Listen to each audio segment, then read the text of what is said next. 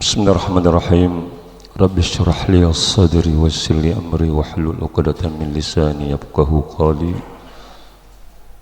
Assalamualaikum warahmatullahi wabarakatuh.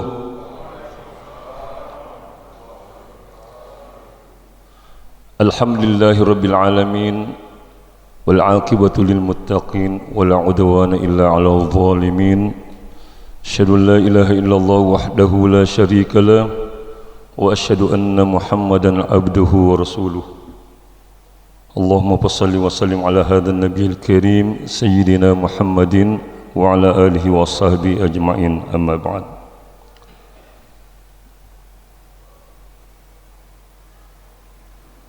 Faqala ta'ala fi kitabil karim, a'udzu billahi minasyaitonir rajim.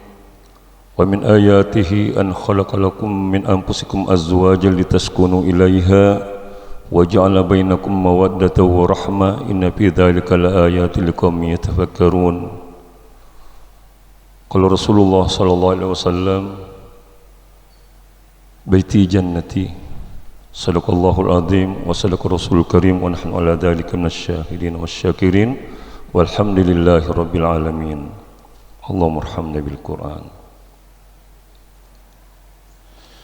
Alhamdulillah, kembali kita memuji dan bersyukur hanya kepada Allah Subhanahu wa taala, karena Allah Subhanahu wa taala telah menyampaikan kita pada malam yang ke-28 daripada bulan suci Ramadan.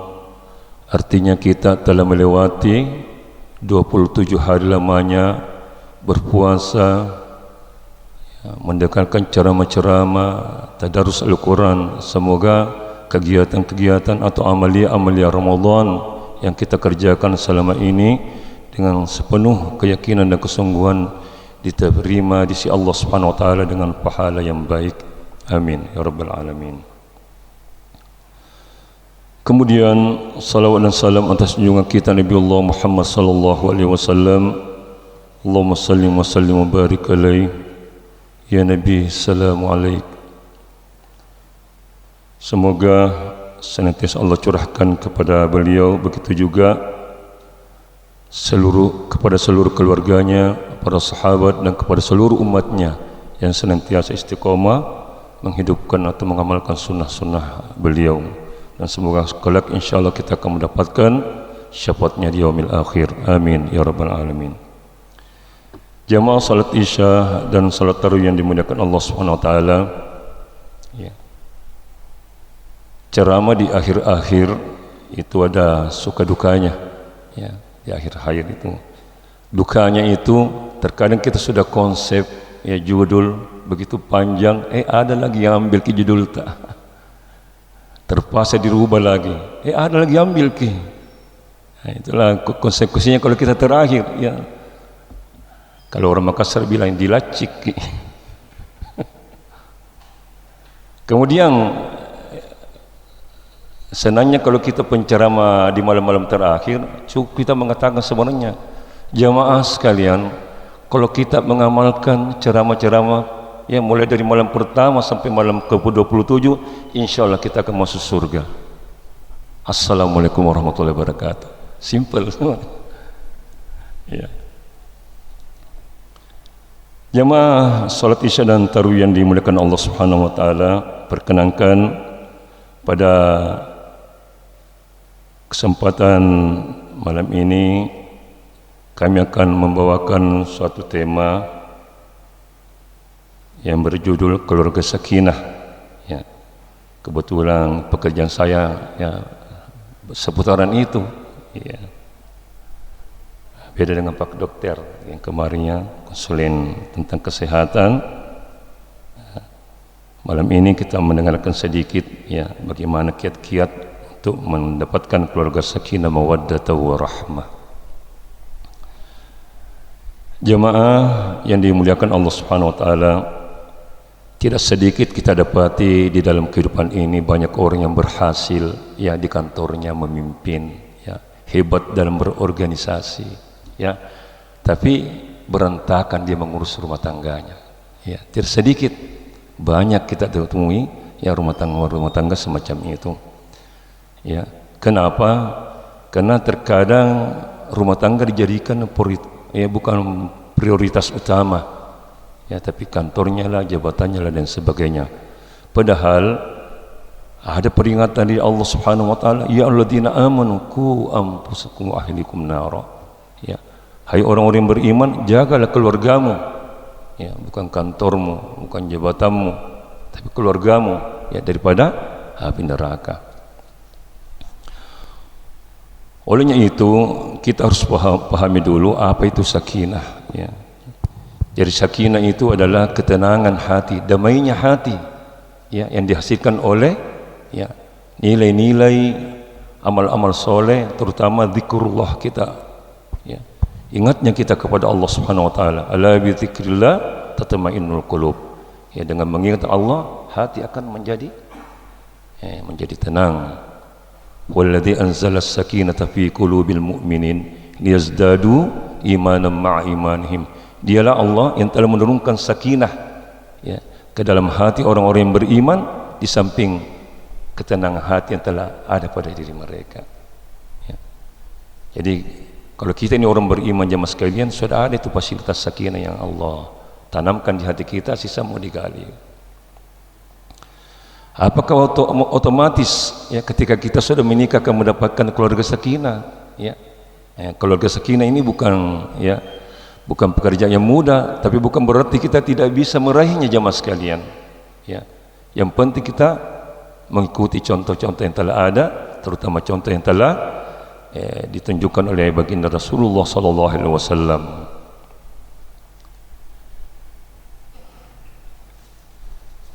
Di dalam satu hadis Rasulullah sallallahu alaihi wasallam bersabda, "Idza aradallahu bi ahli baitin khaira," ya, jika Allah menghendaki suatu rumah tangga itu baik, ya, faqahahum fid din wa waqqara sagiruhum kabiruhum wa razaqahumur rizqa fi ma'isyatihim wal qasda fi nafaqatihim wa absaruhum uyubahum fayatubu minha. Ya, yang artinya, jika Allah menghendaki suatu rumah tangga itu baik, maka Allah akan memudahkan terciptanya keadaan-keadaan sebagai berikut. Ya, yang pertama, ada kecenderungan kepada agama di dalam rumah tangga itu. Jadi Rasulullah menempatkan dulu agama. Ada kecenderungan agama di dalam rumah tangga itu. Karena banyak juga rumah tangga itu, ya, isinya itu musik terus, ya, sinetron terus, tidak ada suasana agama yang kita dengarkan di dalamnya. Tidak ada lagi bacaan-bacaan Quran yang tercipta, ya, yang kita disenandungkan atau dibaca oleh penghuni rumah tangga tersebut. Padahal Nabi mengatakan, jangan jadikan rumahmu sebagai kuburan. Artinya jangan sampai di dalam rumah tangga kita itu tidak ada nuansa-nuansa agamanya, ya. Ketahuilah jemaah sekalian, sekian puluh ribu pasang makhluk hidup yang Allah ciptakan di bumi ini, semua Allah telah tempatkan kebahagiaannya masing-masing, ya. Kalau kita tidak gunakan apa yang Allah tetapkan ini, maka pasti kita tidak akan bahagia. Ikan misalnya jemaah sekalian, Allah sudah tetapkan kebahagiaannya itu kalau dia berenang di air, ya, kesana kemari berenang. Tapi kapan ikan ini mencari kebahagiaan di luar, ya, di luar air, naik ke daratan, air didapat sama sambalu, dijual lagi, ya. Begitu dengan burung-burung, letak kebahagiaan burung itu dari dahan ke dahan, ranting ke ranting, terbang ke sana kemari. Sekalipun sangkarnya sangkar emas, dia tetap tidak akan bahagia. Karena Allah telah tetapkan kebahagiaannya bukan di dalam sangkar, tapi dari dahan ke dahan, ya, terbang ke sana kemari dan sebagainya. Ya, mohon maaf yang punya burung, bukan menyinggung, tapi ini adalah ketetapan yang telah ditetapkan oleh Allah Subhanahu wa taala.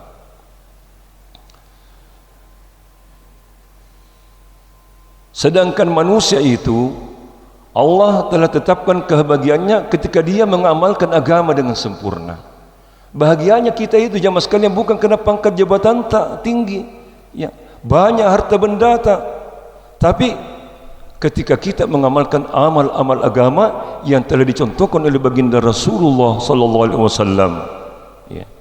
Kalau kita punya jabatan yang tinggi dan kita gunakan jabatan itu dengan landasan agama yang diridhoi Allah Subhanahu wa taala, maka jabatan itu akan berarti atau menjadikan kita mulia. Demikian juga harta benda. Ya. Sekali lagi, manusia itu telah ditetapkan kebahagiaannya ketika dia mengamalkan amal-amal agama, ya, di dalam rumah tangga. Jadi biasakanlah, ya, kita harus sepakat itu sebenarnya di dalam rumah tangga suami istri harus saling mengingatkan, ya. Kalau istri kita lagi malas beramal, kita ingatkan sebagai, ya, sebagai kepala rumah tangga, sudah makin sholat, sudah makin membaca Al-Quran hari ini. Demikian juga suami, jangan marah kalau ditegur ke istri kita, ya, sudah makin duha ini, sudah makin membaca Al-Quran, ya. Ya, memang terkadang kita itu sebagai suami kalau ditanya sama istri, terkadang emosi, seperti mami-mandi orang saleh gitu. Ya, tapi begitulah sebenarnya kalau rumah tangga harus saling mengingatkan. Anak-anak tak juga, ya. Kalau dia mau keluar rumah selalu diingatkan, ingat kena salat jemaah. Ya, kan sekarang ada HP diingatkan kalau waktu duhur di mana kini sudah makin sholat. Itu selalu diingatkan, ya. Jangan dulu itu sudah makin makan, sholatnya dulu ditengahkan, sebentar makannya. Ya, makanan rohaninya dulu, baru makanan jasmaninya. Ya. Jadi yang pertama itu ada kecenderungan kepada agama di dalam rumah tangga itu. Itulah sebabnya kenapa Nabiullah Muhammad sallallahu alaihi wasallam bersabda, "Baiti jannati." Ya. Rumahku adalah surgaku. Padahal sempitnya itu rumahnya Nabi, sempit sekali. Tapi kenapa dari mulut beliau masih sempat mengucapkan, "Rumahku adalah surgaku." Persyaratan untuk mendapatkan surga hakiki jamaah sekalian adalah dengan mengamalkan, ya, amalan-amal soleh. Walaupun kita masuk surga karena rahmat Allah, tapi jembatannya rahmat itu untuk mendapatkan rahmat Allah itu adalah tentu dengan amal-amal soleh. Demikian juga untuk mendapatkan, ya, surganya rumah tangga, tentu juga kita harus melaksanakan amal-amal soleh dalam rumah tangga kita itu. Maka biasakanlah kita membuat taklim di dalam rumah tangga itu. Tentukan waktunya. Kapan kita bisa berkumpul dengan rumah, ya, dengan istri kita, dengan anak-anak kita untuk taklim. Ya. Kenapa? Karena taklim ini jamaah sekalian adalah majelis ilmu, majelis pengampunan dosa. Luar biasa manfaatnya ini kalau kita adakan taklim di dalam rumah tangga. Ya. Maka kita akan dilihat oleh penduduk langit di atas sana, sebagaimana penduduk bumi melihat di atas sana bercahaya itu bintang-bintang, begitu juga rumah-rumah orang Islam yang hidup amal agama, dia juga akan bercahaya, ya, dalam pandangan malaikat di atas sana. Luar biasa. Jadi ada dua makhluk itu yang harus kita betul-betul perhatikan di dalam rumah tangga kita. Yang pertama adalah malaikat, yang kedua adalah syaitan atau jin. Ya. Kalau tidak ada, ya, amal agama di dalam rumah tangga, maka yang menghiasi rumah tangga itu adalah setan atau jin. Jadi jangan heran walaupun persoalan kecil bisa meledak, ya, bisa meledak. Kenapa? Tugasnya jin memang suka mengompor-ngompori. Masa nak kasih begitu ke istrimu, kau lagi suami, ya, dan lain sebagainya. Anak tiba tiba mendengar nasihatnya orang tuanya, istri juga demikian. Karena kenapa tidak ada suasana agama dalam rumah tangga. Tetapi apabila ada suasana agama, maka yang menghiasi makhluk halus yang menghiasi rumah tangga kita adalah malaikat rahmat. Ya. Kalau malaikat rahmat, sebesar apapun masalah yang ada dalam rumah tangganya mas sekalian, yang namanya saja malaikat, dia akan meredam itu, ya, masalah-masalah kita. Ya, maka mudah sekali kembali menjadi tenang. Itu yang pertama ya. Jadi ada kecenderungan kepada agama di dalam rumah tangga itu. Kemudian yang kedua ya, wa waqqara sagiruhum kabiruhum ya, yang muda menghormati yang tua. Ini sudah pasti. Kalau kita beramal dengan amal yang baik, maka insyaallah kita punya akhlak yang baik. Pasti yang muda akan menghormati yang tua, dan yang tua akan menyayangi yang muda. Kemudian yang ketiga, di dalam kehidupan sehari-hari mereka bergaul bergaul secara lemah lembut. Ya, lemah lembut. Karena banyak juga rumah tangga itu, ya, saya juga barangkali sering mengalami, ya, sering bersih tegang misalnya. Ya, kalau tidak hidup lagi amal rumah tangga begitu, biar persoalan sedikit bersih tegang lagi. Sebenarnya persoalan mudah diselesaikan, baku geak lagi. Ya begitu, tidak lemah lembut. Karena kenapa? Tidak ada suasana agama. Karena yang ngompor-ngompor kita adalah jin atau setan. Tapi kalau ada suasana agama, semua itu sebut lembut pasti ada. Cantik dari mana Ki? Ya beb, sayang. Itu kalau kebiasaan kita mengamalkan agama-agama itu, pasti yang keluar dari mulut kita adalah kata-kata yang lembut.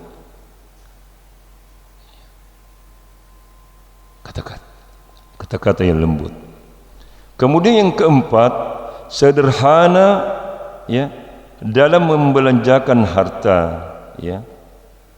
Wa razaqahumur rizqa fi ma'isyatihim. Ya, jadi sederhana di dalam membelanjakan harta. Sederhana itu jemaah sekalian pilihan. Jangan kita bilang saya hidup sederhana kan? Tidak ada uang tak. Miskin ki. Orang baru kita mengatakan sederhana, bukan. Sederhana itu ketika seseorang mampu mampu berbuat sesuatu karena dia punya harta benda yang banyak, ya. Tapi dia lebih memilih sederhana. Demikianlah Nabi. Alam ini menawarkan gunung, menawarkan dirinya menjadi emas, tapi dia lebih memilih lapar ketimbang menjadikan gunung itu menjadi emas untuk keperluannya. Tapi Nabi tidak memilih itu, karena dia paham betapa besar tanggung jawab harta itu. Ya. Jadi sederhana di dalam membelanjakan harta. Kalau kita tidak sederhana membelanjakan harta jemaah sekalian, terkadang juga itu memutuskan silaturahmi. Terlalu banyak itu perabotan mewah di rumah tak. Ada keluarga tak berkunjung, hati-hati kok, tanya anakmu itu, awas kok, gelasku itu, guci-guciku mahal itu, hanya tersinggung keluarganya, tidak ada yang datang, ya, tidak ada yang datang, karena semua barang-barang mewah di rumahnya. Ya. Jadi sederhana di dalam membelanjakan harta. Sekali lagi, sederhana itu jemaah sekalian adalah pilihan hidup, bukan kepasrahan, ya, bukan berpasrah diri karena memang tidak punya apa-apa, orang lantas bisa mengatakan saya sederhana ke dalam kehidupan. Ya, jadi pilihan. Kemudian yang kelima, yang terakhir, mau introspeksi sehingga mereka mudah bertaubat, ya. Wa absarahum wa yubahum fayatubu minha. Jadi ketika suasana agama ada kecenderungan di dalam rumah tangga kita itu, maka kita itu mudah sekali berintrospeksi ketika ada masalah. Ya, tidak mudah kita itu menyalahkan pasangan tak. Tidak mudah kita itu menyalahkan anak-anak tak. Kenapa? Karena langsung dia introspeksi dirinya. Kenapa nak bantak istriku? Astagfirullah, kurang uang belanjanya. Misalnya, kenapa nak bantak ke anak-anakku? Masya Allah, tidak ada lagi taklim hidup dalam rumah tangga. Ya. Olehnya itu jemaah sekalian, mari kita berusaha menghidupkan pilar-pilar ini, ya. Ya, adanya kecenderungan kepada agama dalam rumah tangga, yang muda menghormati yang tua, di dalam kehidupan sehari-hari mereka bergaul secara lemah lembut. Keempat, sederhana dalam membelanjakan harta, dan yang terakhir mau introspeksi sehingga mereka mudah bertaubat. Kalau insya Allah kita kerjakan pilar-pilar ini, maka keluarga sakinah, mawaddah, warahmah, insya Allah kita akan raih, tentu dengan pertolongan Allah Subhanahu wa taala. Olehnya itu buat kesepakatan, ya, apalagi sekarang itu susah sekali kita berkumpul, ya, dengan anak istri tak sekalipun satu rumah masing-masing terkadang, ya, di kamar masing-masing dengan si mata satu, ya. Apa itu mata satu? HP. Kalau saya itu selalu mengatakan HP itu adalah sifatnya Dajjal, satu je matanya, ya. Dajjal itu dua je kota yang tidak bisa dimasuki, Mekah dan Madinah. Kenapa Mekah? Karena Mekah itu simbol tauhid, Madinah simbol sunnah. Kalau bagus tauhid tak, bagus sunnah tak, maka insya Allah tidak mudah kita goyahkan ini HP, ya. Tidak akan mungkin kita berani buka yang macam-macam. Tapi kalau tidak bagus tauhid tak, ya, sunnah tak tidak hidup, sembarang itu dibuka, ya. Jadi itulah jemaah sekalian, kita selalu bermohon kepada Allah Subhanahu wa taala, jangan sampai kita hebat, ya, di luar sana memberi nasihat kepada orang-orang lain, ya. Nah, ini nasihat buat diri saya. Jangan saya pintar jadi nasihati orang, keluarganya orang, tapi keluarga saya berantakan. Nauzubillahi min dzalik.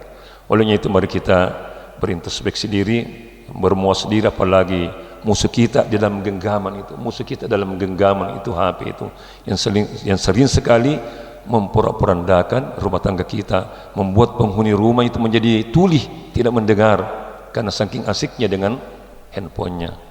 Semoga Allah Subhanahu wa taala menjauhkan kita dari sikap hidup yang demikian dan mengembalikan kita kepada fitrah yang sebenarnya, menjadikan keluarga kita keluarga sakinah, mawaddah, warahmah. Sekiranya itulah yang sempat saya sampaikan. Kalau ada benarnya, kebenaran itu datangnya hanya dari Allah Subhanahu wa taala. Kalau ada salahnya dan kurangnya, itulah khilaf saya sebagai manusia biasa, dan kepada Allah Subhanahu wa taala saya mohon ampun. Astagfirullahaladzim wa atubu ilaik. Sempurnanya majelis kita tutup dengan kifaratul majelis. Subhanakallah wa bihamdika, nashhadu an la ilaha illa anta wa nastaghfiruka wa atubu ilaik. Subhana rabbika rabbil izzati amma yasifun, وسلام على المرسلين والحمد لله رب العالمين. ثم السلام عليكم ورحمة الله وبركاته.